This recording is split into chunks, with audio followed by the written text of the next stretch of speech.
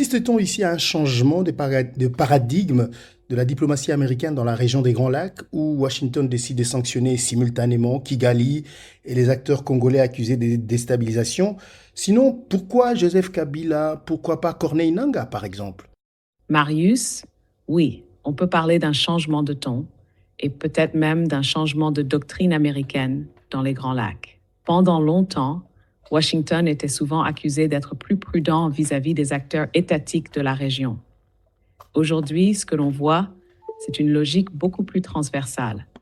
Les États-Unis semblent vouloir sanctionner tous les acteurs qu'ils considèrent comme alimentant l'instabilité, qu'ils soient rebelles, militaires ou politiques.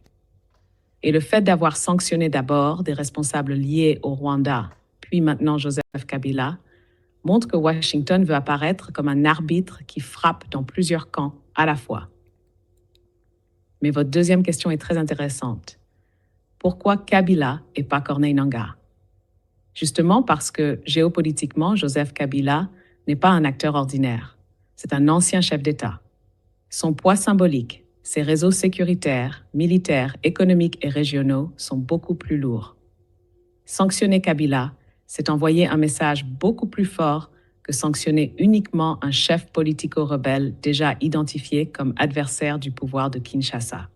Autrement dit, Washington semble dire que le problème, selon lui, ne se limite pas aux exécutants armés sur le terrain, mais toucherait aussi des réseaux de pouvoir plus profonds. Et puis, il y a une autre lecture possible. Corneille Nangaa est déjà perçu internationalement comme un acteur rebelle. Kabila, lui, restait jusqu'ici dans une zone plus ambiguë politiquement. En le sanctionnant, les États-Unis brisent précisément cette ambiguïté. Mais attention, encore une fois, cela reste une qualification politique et diplomatique américaine. À ce stade, il n'existe pas de décision judiciaire internationale condamnant Joseph Kabila pour soutien au M23 AFC.